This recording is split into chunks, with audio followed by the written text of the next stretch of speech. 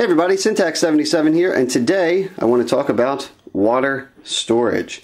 Portable water storage, that is, whether it be backpacking, hiking, or fleeing from Soviet ground forces in some sort of 1980s Red Dawn situation, you know, whatever you're into, we're going to talk all about it.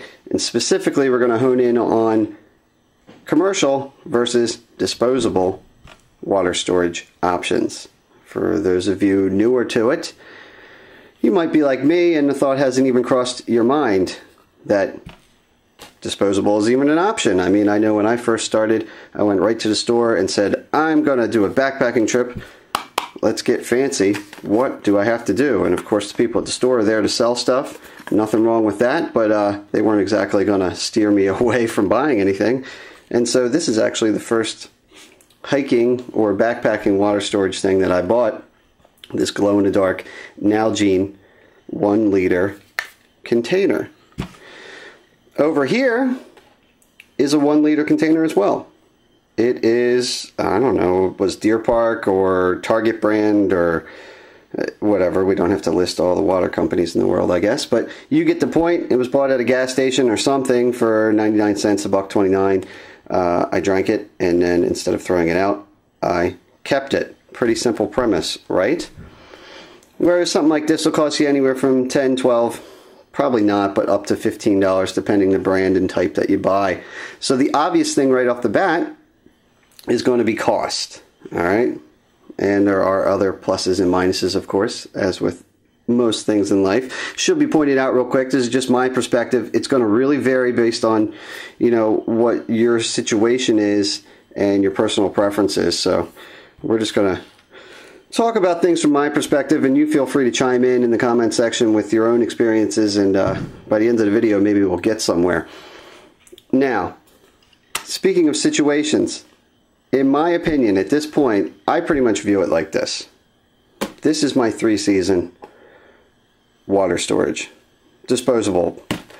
This is winter. Anytime where there's going to be freezing situations, water freezing, I'm going to go with the commercial.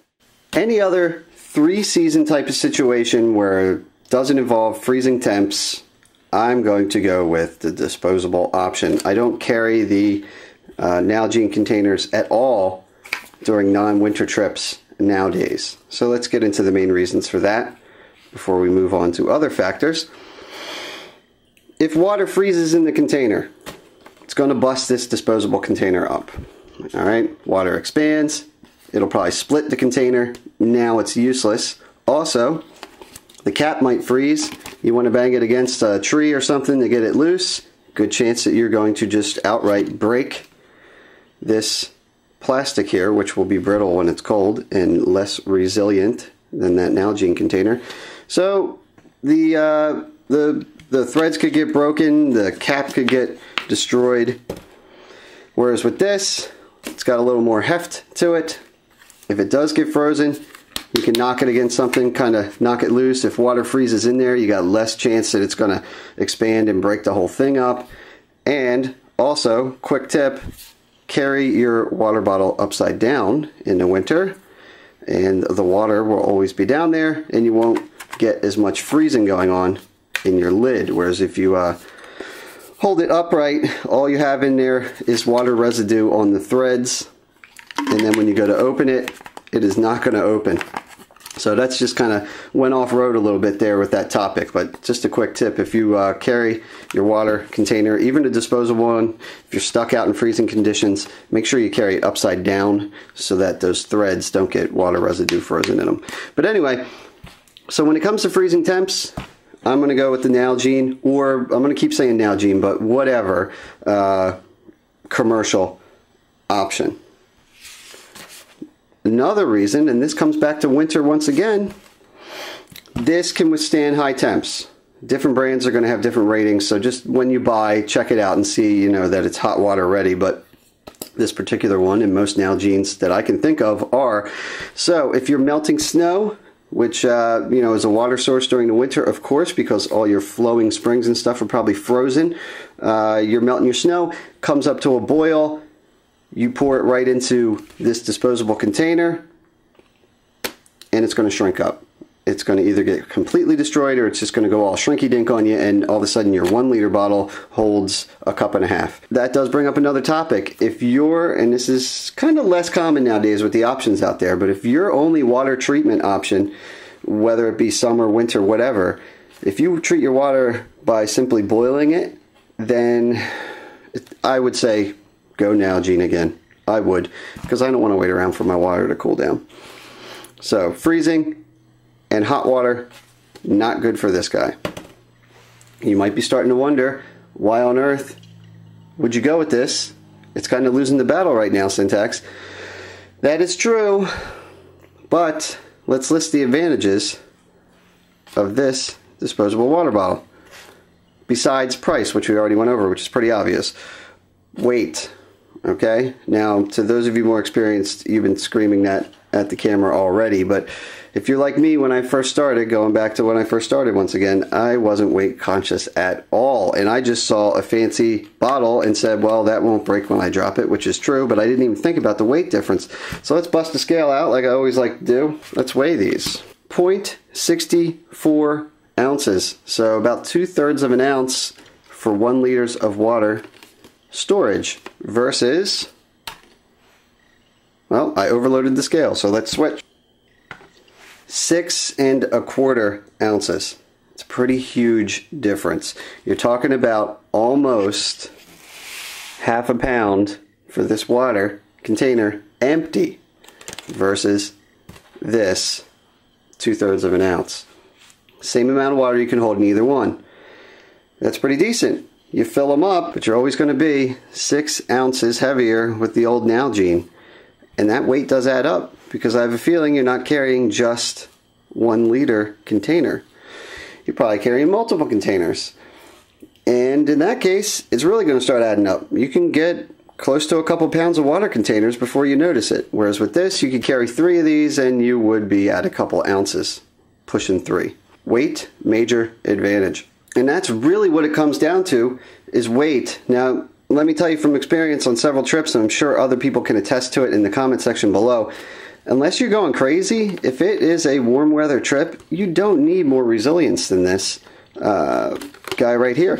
He's going to be fine. Even if you stepped on this thing while it was empty, I mean, it's going to bounce back. In fact, here's another advantage that I just remembered. You can squish these things down when they're empty and put them in your pack. They don't take up any room. You're not going to squish down your Nalgene. So this, you can have a complete spare in your pack, no weight, no space, virtually, unless you're really counting those grams. Let's talk about something though. This cap. You could lose this cap. I have lost caps. So my tip to you, if you're going to go the disposable route, carry spare caps. I like to carry a couple spares. That's not going to cost you a whole lot more, and you have that peace of mind that if you drop a cap, you're fine. Because here's another advantage of the Nalgene. Cap's not going anywhere unless your friend is really mad at you and cuts it off. The cap is connected on most of these systems, so you don't have to worry about losing the cap. Speaking of most of these systems, let's look at some other options too. Matter of fact, I got one on the table right there for disposable. You can get a 16 ounce. This is your standard water bottle size. And now you have a nice 16 ounce option. And you can squish this down as well. You can also keep the cap on it, cut the end off like I showed you in my other video on the Sawyer squeeze, and then you have yourself a little water scoop for getting water out of poles and whatnot. Now, in terms of other Nalgene or non-disposable options, I also carry this in the winter. This is a standard GI kind of shape canteen, but it is made by Nalgene out of the same materials. Materials reminds me of something else in advantages. Look at that. BPA free. If you're worried about BPA, or you just figure, hey, it's safe to keep it off of my water source, go with these guys. I can't guarantee what's in these. Although, if you are worried about BPA, not trying to be a jerk, but just throwing it out there, you've got a lot more to worry about than your occasional once or twice a year backpacking trip. you're going to have to start looking into a lot of things, because A, you're probably already drinking bottled water anyway. B, it's in can liners for a lot of canned foods and all kinds of stuff. So just letting you know, if you truly are worried about BPA, that's an advantage of this. If you don't know what that means or you've never thought about it before, go ahead and Google it, but don't start worrying about it just because of backpacking, because most likely it's infiltrated your life in a whole lot of other places. But I won't get off on a tangent about BPA, but that's an advantage of the Nalgene systems, or whatever brand you choose. Just make sure to check the stats. Now here's something that my wife bought and took on our first backpacking trip. Yes, she bought this, and yes, I let her do it. Would I do that nowadays? No. This is like an insulated, it's made by Camelbak. It's got a double layer thing going on. It's insulated, so if you put something cold in there with like ice cubes, it'll probably maybe last an extra hour before it melts. It's got a little water tip on the top there for drinking out of, the tube as well, so you can hook a tube up to it. Here's the thing with this though. I mean, again, this is going back to that mentality. When we first started, it was like, yeah, let's buy gear. This is fun. Oh, this looks cool. Yeah, I feel official. And yeah, she lugged this thing around up and down the White Mountains. A true trooper she was and is. But this here, let's check the weight on it. I just want to put things in perspective for you. Not to beat a dead horse, but check this out. You buy something like this, it looks cool, and I'm sure it has its purposes, don't get me wrong, but 9.5 ounces. That is clearly over half a pound, and it holds the same exact amount of water as this, ringing in at a 1/4 ounce. 1/4 ounce, over half a pound. Only advantage for summer use, well, for that 3-day trip, it was really cool that my wife's beverage, I guess the ice took an extra hour to melt walking away from the trailhead. But for the next 3 days, didn't really matter that she had insulated water, now did it. So this might be fun for the gym, but I wouldn't be lugging that around in the woods. If you're going to go Nalgene type thing, go at least just a simple one. Cut that weight back a little bit. You could even go with a legit old school, here's my actual surplus canteen. I think it might actually weigh a little less. Let's check the weight on these. 5.25 ounce. You can get yourself surplus canteen for a couple dollars. And I think it was only 10 bucks for the BPA free Nalgene one. And that's running 4.5, so it's actually a little bit less weight, but your canteens will run around 4 or 5 ounces. Now there is one thing I should point out, and again it goes back to me saying that this is about my perspective and everybody's a little different. Most of my trips are 2 nights at the most, 1 or 2 nights, so we're looking at 2 to 3 days. So it is not the end of the world for me to carry around one of these disposable bottles. Now you might be wondering, well, hold up, what if I want to do a long distance trail? I want to do a couple weeks in the woods. Hey, I want to do the Appalachian Trail. Well, I have not done the Appalachian Trail, so can't really vouch for that. But don't write me out quite so quick, because I do a decent amount of reading and research, and I'll tell you what a lot of the Appalachian Trail guys do, and girls. Here's what seems to be a favorite. Gatorade bottle. This is still much lighter, but you've all drank Gatorade before probably. You know the bottle. It's got a lot more heft to it. It's got those ridges designed into it, which will structurally just make it more sound, harder to crush. It's got a little more beef to it. I still wouldn't put hot water in it. I'm sure you would still melt it, but from an ice perspective, and you're not going to be doing the Appalachian Trail in ice unless you're a little behind schedule and towards the end of the trip, but for the most part you're not. But let's just say you're doing a long distance trail somewhere where there might be some freezing. I would trust this to freeze a bit, way more than I would a flimsy guy like this. So maybe those of you doing long distance trails in colder climates would like that as well. But since you're going to be on the trail for a longer time, yeah, your stuff will get beat up more, and people really seem to like these. Now let's check the weight on that and see the difference. 1 3/4 ounces. So yes, it's heavier than other options that we saw disposable wise, but it still is completely blowing away the weight on the non-disposable things. So that is a little tip for long distance, a little higher resiliency. And then one other thing to get into would be hydration bladders. Now that's a whole nother subject. I won't go too deep, but that is in your category of non-disposable or commercial options. This is a Osprey Hydraform Reservoir. This is basically like a Camelbak. You've heard of those, I'm sure. They're really popular with the military, and there's a reason for that. It's the same reason it's great for backpacking. You can hydrate on the move without taking your big old pack off, which means A, convenience, B, you're going to be more likely to actually hydrate. At least I found that I am. If I'm wearing a pack that's a pain to take off, like a mid-weight, heavier pack system, it's going to be worth the extra weight for me to bring in a bladder system, because I got this right there on my pack. I can grab it and I find myself actually hydrating. Whereas if I have the bottle on my side with a larger pack where I have to take the pack off, I might not do that. Now, it depends on your pack. Some of them have a kind of canted, accessible area to put a water bottle. In that case, you know, maybe it works for you. But just throwing that out there, just because these do weigh a little bit, depending on your pack system, it might be worth the wait for you to actually have that convenience of hydration. Which reminds me, my official recommendation for a 1980s style Soviet ground invasion bug out routine, Bladder and surplus canteen. Go for durability. This does weigh like 10 going on 11 ounces, which is kind of crazy for a lightweight system or an ultralight system, which is why I don't do it anymore. For my ultralight system, my pack is so small and light that I can just whip it on and off really easily, and I find myself just drinking out of the bottle. But for a heavier system, it's not going to make as much of a dent percentage-wise, and you can go with this or a Camelbak, which probably weighs less than that, 11 ounces for sure. So that is an option. Now for winter, I do go back to using my larger pack, the one that I used to use for summer that I used with this bladder. But do I go to using the bladder in winter? No, I don't. Now some people do, but for me, it's just not worth the hassle of worrying about this tube freezing up on me and sub-freezing trips.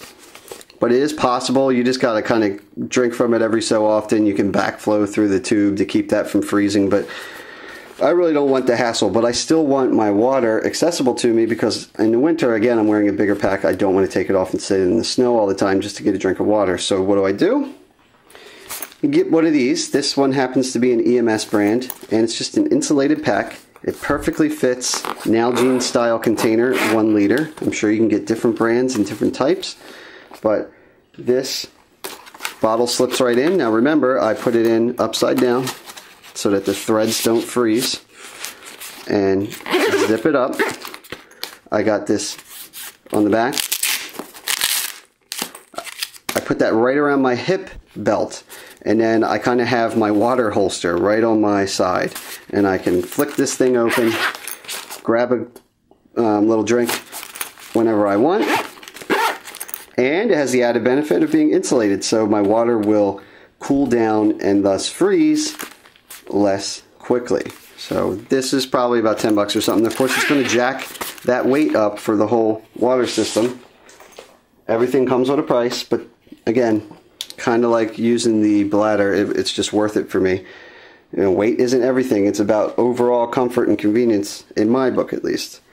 Another 3 ounces, 3 1/4 ounces. So that'll push your whole weight thing up from my winter gear to 9 3/4 ounces. I'm almost back to carrying a hydration bladder. That's my winter option. So there you have it.